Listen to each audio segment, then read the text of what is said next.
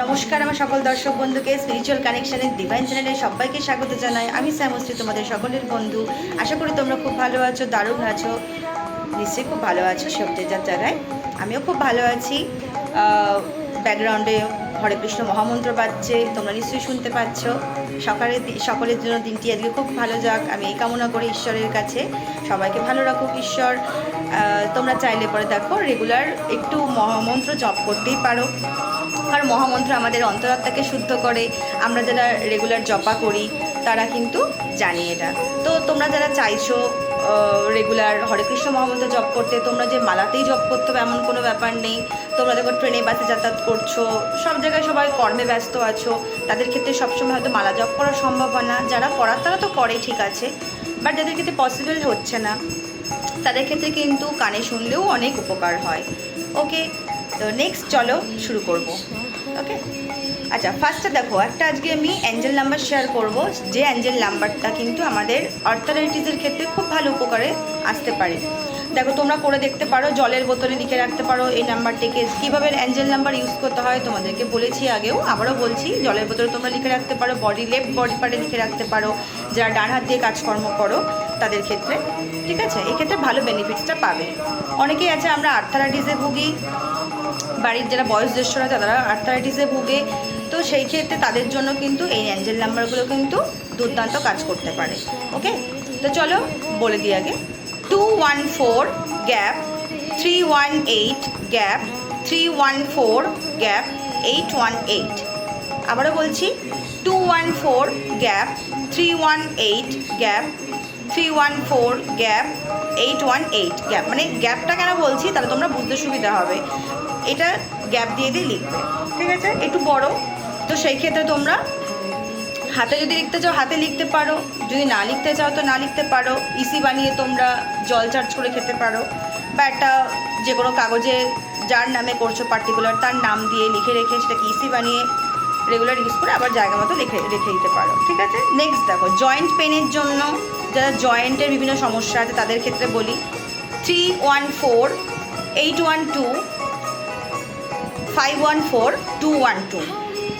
ওকে, next দেখো কয়েকটা গ্রহগত ব্যাপারে বলবো, টিপস টোটকা, যেগুলো তোমাদের নিত্য নৈমিত্য দিনে কিন্তু আমাদের এই রান্নাঘরে ছোটোখাটো এইসব জিনিসগুলো থেকেই থাকে। যেমন লবঙ্গ। লবঙ্গ কী করবে, যাদের রাহু, যাদের বাচ্চাটে খারাপ আছে তাদের ক্ষেত্রে কোনো শুভ কাজে যাচ্ছ বা কোনো মনে হচ্ছে কাজটা না হলেও হতে পারে, আবার হতেও পারে, যারা মানে এরকম একটা ভাবছো তাদের ক্ষেত্রে 4টে লবঙ্গ মুখের মধ্যে নিয়ে রেখে দেবে একবার, ঠিক আছে।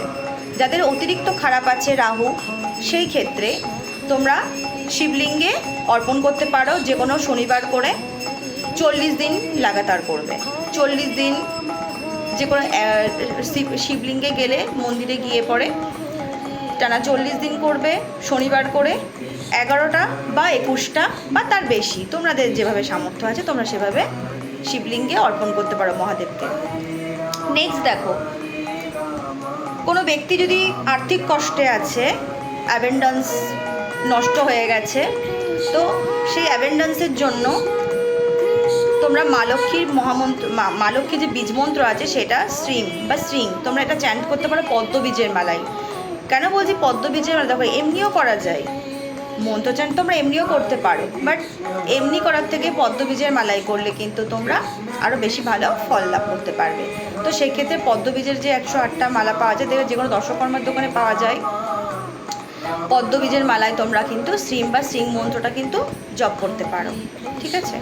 নেক্সট হচ্ছে, কেতু খারাপ হলে পরে শনি মঙ্গলবার করে সন্ধেবেলায় কালো কুকুরকে তোমরা কিন্তু মিষ্টি রুটি খাওয়াতে পারো, ঠিক আছে।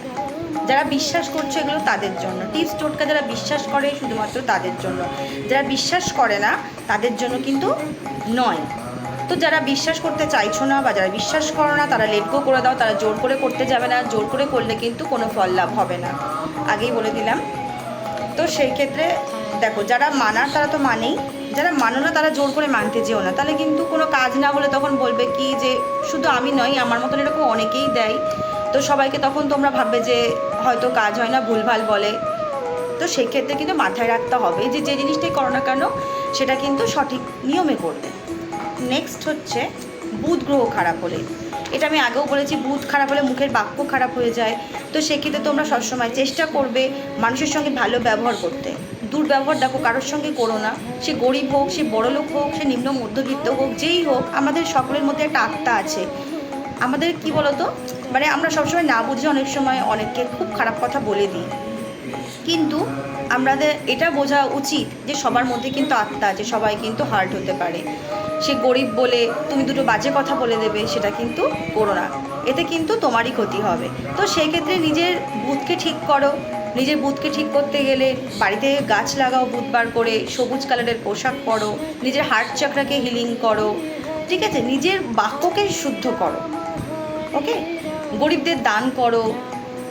তারপরে তোমার যে সবুজ যে মুগ আছে, সেই সবুজ মুগ দিয়ে তোমরা স্নানের জলে স্নান করতে পারো, গণেশজির অর্পণ করতে পারো, সন্ধে আরতি করো, গণেশজিকে তোমরা দুর্বা দিয়ে অর্পণ করতে পারো প্রত্যেক বুধবার করে, এবং গণেশের মন্ত্রপাঠ করতে পারো। এই ক্ষেত্রে কিন্তু বুধ গ্রহ আমাদের খারাপ থাকলে পরে ঠিক হয়ে যাবে, ঠিক আছে।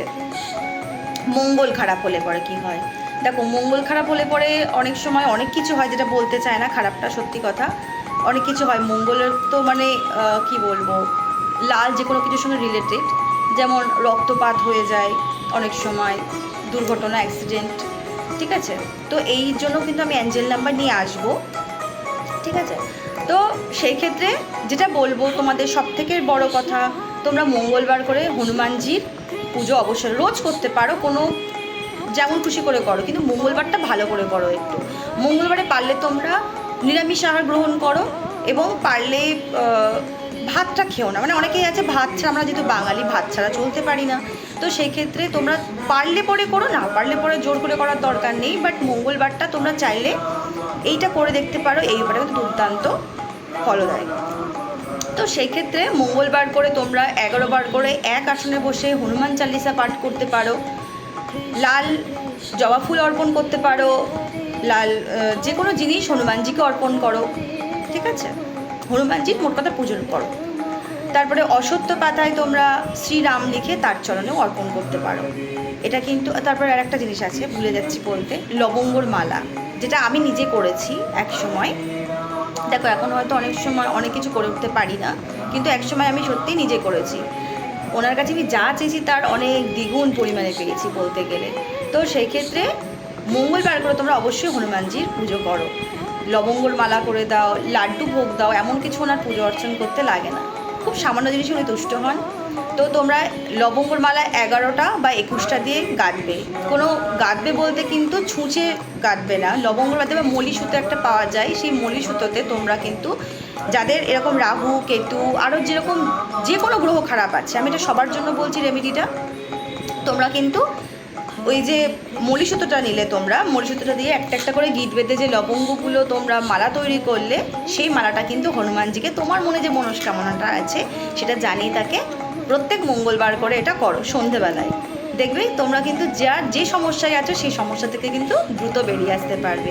তো বন্ধুরা, যদি ভিডিওটা ভালো লেগে থাকে তাহলে লাইক, সাবস্ক্রাইব, শেয়ার করে পাশে থাকতে পারো। যাদের ভালো লাগছে, যাদের ভালো লাগছে না তাদের আমি কিছু বলবো না, তারা লেট গো করে দাও। চাইলে তোমরা টিপস টোটকা ইউজ করতে পারো, অন্য অনেক চ্যানেল আছে। তো ধন্যবাদ আমার সবাইকে, সকল দর্শক বন্ধুকে আমার ধন্যবাদ জানাই, অনেক ভালোবাসা জানাই। তোমরা খুব ভালো থাকো, দারুণ থাকো, তোমাদের দিনটা খুব ভালো যাক। Thank you so much.